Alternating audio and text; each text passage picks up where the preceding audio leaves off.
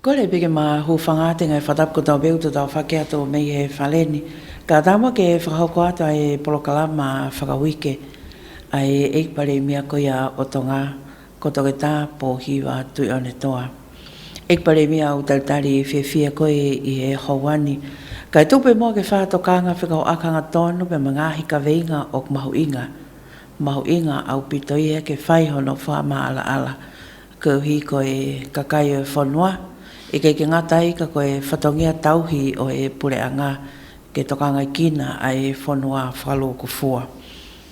Ko lawe i pena e o se ai pea e polokalama ki mua ne whai e tokanga whalawe hanga tonu. Pea mo e kaweinga ko ni koe o e akau, ko e hemp, ai ni ko lotonga whai ki ai tālanga. Pea leo le o si whakamahino pe e wheitu una tunga ko ki ai e kapneti pea mo e pureanga. Ka ko ke ai pe ngahi tāla whiri ai au kā mai i ngahi polokalama whakale tio pe atu i he ngahi ta whaake ke kehe o e media ta tau i he le tio ko televisione o hake he newspaper o hake i interneti. Ka e malawa pe mua ki te whai pe hano whakama ala ala i he tuunga po ta whaake ko iau ki ai pure anga ki ono tokanga kina o e kaweinga koe ni. Malawa pe te o Katalina pe ko whata pēni ki tātai whanua, mo e whenei whanua ko tō pē o e tongani, pē ki mulina, mo mea mai e polokalama whakau ki koeni, motoa pare mea, ki tau tala noa e ngai ka veinga, mau inga ki whahana whakamala ala. Wangi koe ka veinga koeni, o ke hanga o mai e Katalina, o whelawe ia mo e akau koeni ko hemp. Pea ko te ki whamalala pēni, he ko hui ko ngahi, ko ngai mea ko ha mai i ngahi proklama mo le tio mo u mitia ke he, o i kai ke mo onia. Kau ki hanga o whakahoko atu ko tue nau nau pe, ka ko te whakahoko atu, ai tukunga ko ia o kui ai pureanga pia mo e kapineti. Ai au pe, na i kai ke tari e kapineti, e ato noa o ka topa,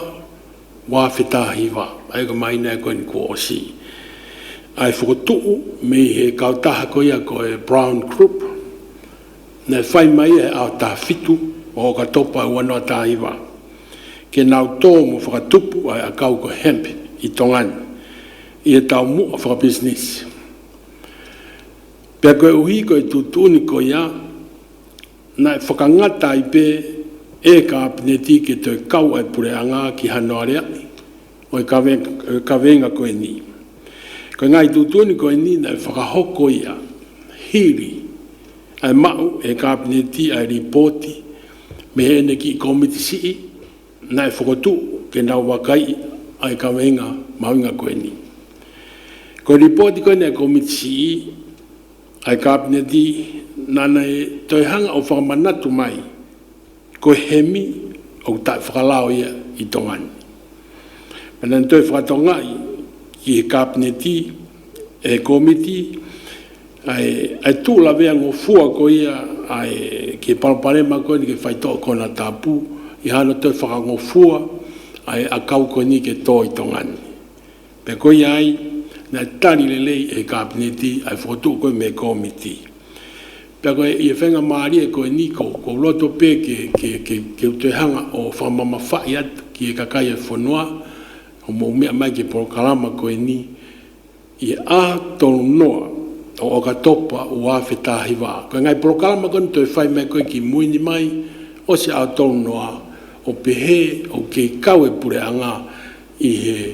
he petalatala noa whelawe i pia moe a kau koe ni o i kai moonia. Ne o sta ofi pe he tōtō ni kapineti i a tonu noa o ka topa ua noa tāhiwa, pe koe ke te lawe, he kai te whaha lawe ia, o kau e pureanga, ki a talatala noa whelawe, pe a mui kawenga koe ni. Whanau pe ngai polokalamau, hange ia koe, ku aia ke ma tu ke ki maua, mo toko ni pare e mia, ke upe e au o taofi, ka pe e ia, o koe i hoko atu pe. O koe ke mō nia, koe tūtune na kapineti, koe ke te whaha mea ki ai. Malo abita. Mala o pito e pale mia pa ku mahino au pito pe e tunga ko ke kapneti pe ia i fok mo e pure anga mahalo ko e lahi taha o e tokanga foki ia he ku he nai whakaha e feitu ona pa mo e pure anga o koe ka nau kaunga nau tolu pe mono tala noa e whawhanua ko ia o e hemp kana e tuku at fokia me whaleni a ngahi polokalama me te nau tolu o nau hau ko ia mo e whakotu mo e whakaukau ko ni kana e makatuunga whaka no whaata ko hinga ke ia i peha whainga mali e ke nau omi. Ko e haa ko e ta whaaki o e tala noa ko e ni. Ko ngā ke ua ta whaaki taha pe kai omi e nau ngai whamatala. Pe ko os kakata ngā oia ko ia pa ko nau os ata. Ka koe mea kou tokanga ke mahalo e kakaia pe ko e taimi ko whahai e kapneti mo pure anga. O ku i kei ki hane kaunga na mai mea koe ni. U whakaukau na tole o ta ofi ai pe mo i feitu u kotoa. Mo ana ua tala noa holo i ha o whanga pe koe ngai whai anga kawatonga pe koe u kolo. Mo mea ka pau pe e lava ki whakamala ala whita whaako ia. Ia, mara pito Katalina. O ia, o ke moni koe ai. O tautaina pe whoke toko tāko toa ki hane mea ana u whai. Ka pau o ku ke alpea kulupu ia koe ni o talata no finki whakaloto e kakai, me tawa taina pia nau tolu. Ka koe pehe koe o ku kau e pure anga i he fui tala no koe ia o kui kai, o kai ke kau e pure anga ia. Na nau whakotu mai nau tō ke whakalau, pa koe talena e pure anga o kui kai te nau tari ia, ke tu pe lau motua o koe ke nau tari. Ma mahalo te nau te takai holo nau tō, te whai pe e nau talata no holo, koe whina pe ke whakalato ia ni, pen pa mahate na te foki mai ko mea tawa taina pe te o tāko toa o ta tau pe ia mo ha whahinga ka venga ngā oe ke o pehe pe a ngano whai ka koe pehe koe ke pehe e kau e pure a ngā he fui tala noa ko ia o ki kai pe kai ke te kau e pure a ngā Malo au pito pia mo e whamahino ai to unga ko ia. Ka paupe te u hoko atu o ki ai pe ngahi lau lea whalawehenga tono pia mo taimi koe o ku huu mai ai e pure anga ke ne hanga o tāri ke whano kanseri. Ha ngahi mo ua ko lau tau. Ko hinga pe o ku makatu unga pe ia i ne fuoloa pe makatu unga i ne fuolahi. Ka o ku wala tamate i pe ngahi mo ua ko ia ka pau mate ki whamala alangi ai. Mahalo koe kong koe ni e fie mao ia ki o hanga o whakamatalai ai foi mea koe nei toki hoko mai ki hen pe whai e tala noa ai ti peiti e mitia ki ai e pureanga koe ni ko toki osi ki tāmate e ngai moua. Ai te whakamahina pe a tūtuni koe ai kapneti ki hono tāmate pe hono write-off ai ngai moua te ki to tongi ai potu ngā aue tāna ki paanga mo e tūte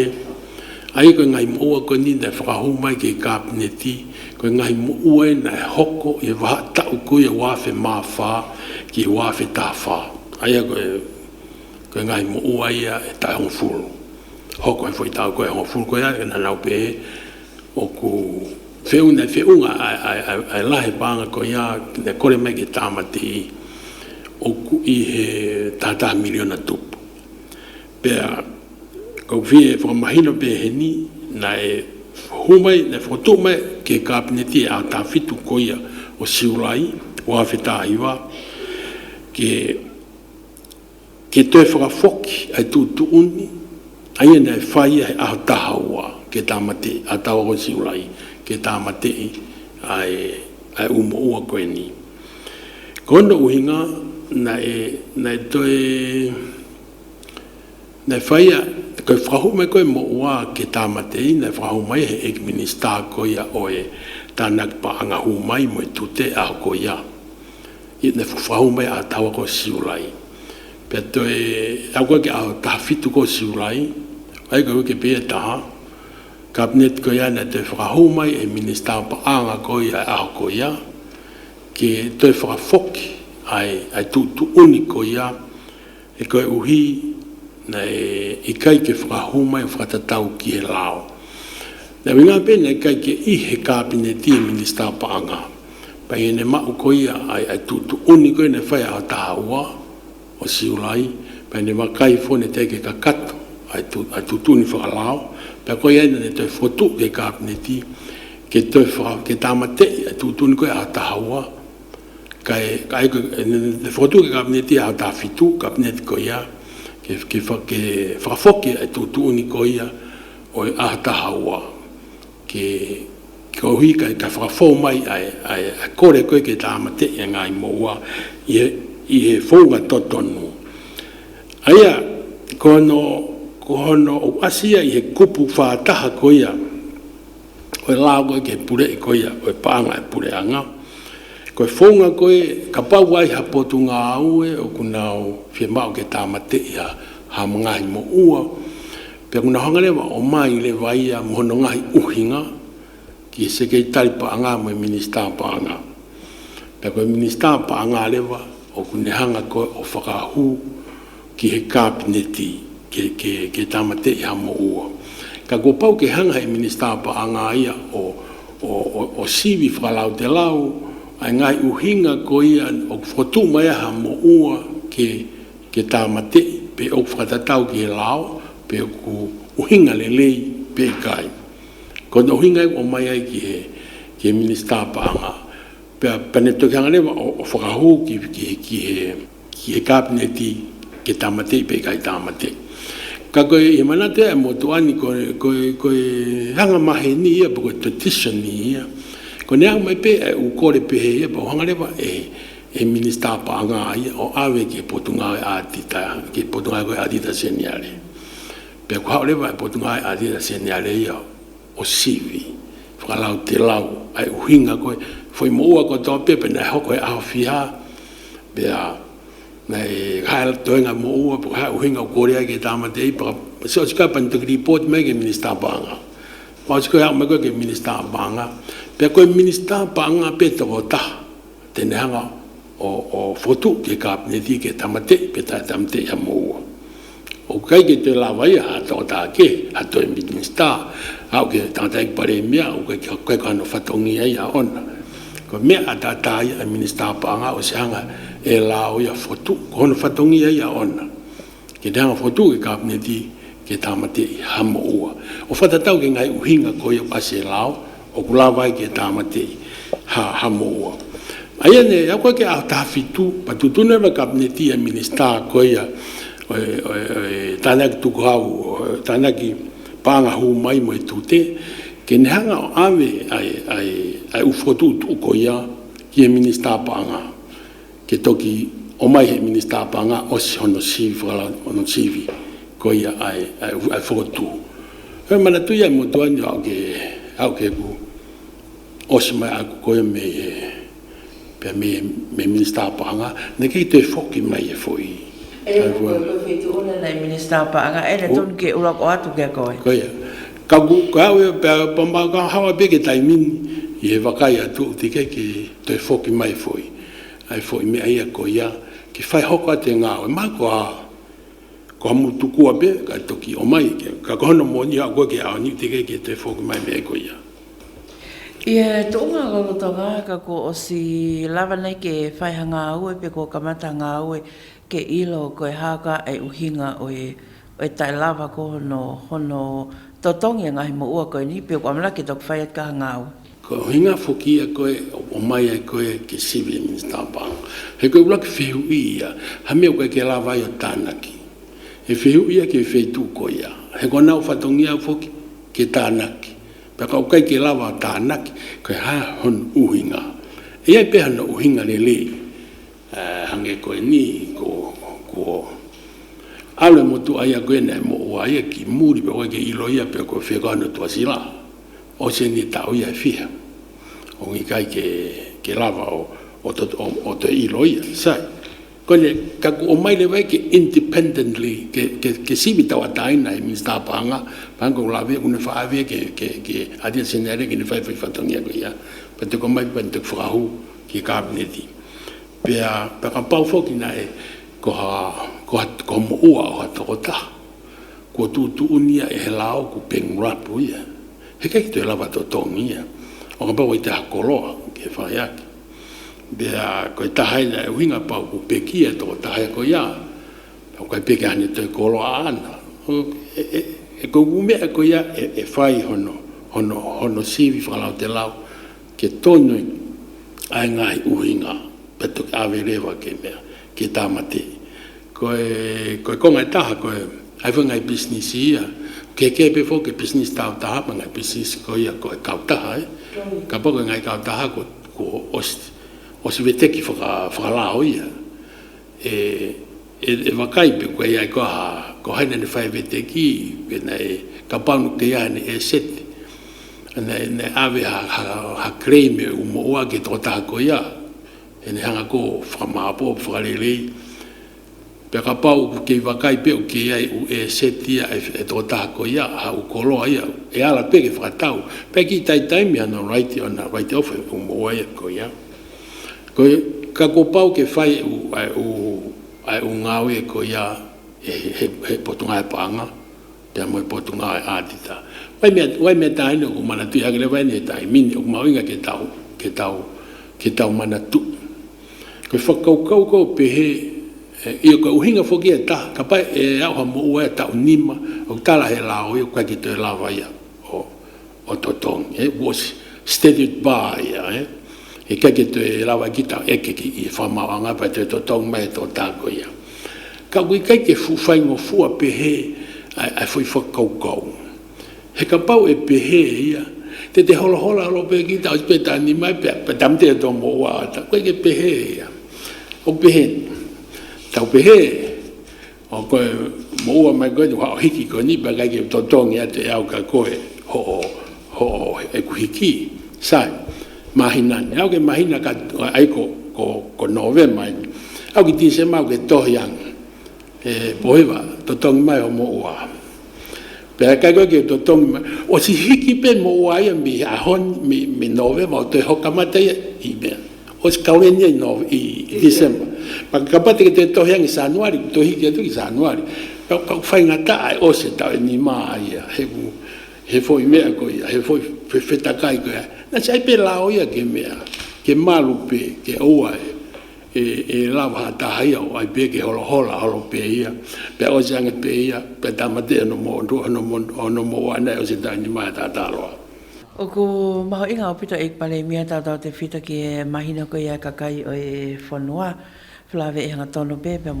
mo ua ki pule anga mai pe te tau tolu ko e seniti to ko hau ko ia une to koni ki no fa pa anga ngahi ngau ko ia ko fataki e pule anga pe ko i kai ko ha me asisi ke tau mata vai i hono toka ngai kina ka pate o fa foke au e whakakaukau ki ko hiri mahino pe ke te au ki mo pe ke i he lakanga i he minister ka o ma foke e pale mia o ahoni kana ke i he atita seniale i he lauta pe mo ngai fai fatongia ko ia ki o manatu o wanga maheni aki pe ia hono whanga pe he ngahi pure anga ko hiri o kanseri pe tamate e ngai mo ua foloa pe ko ni toki aslahi mai pe en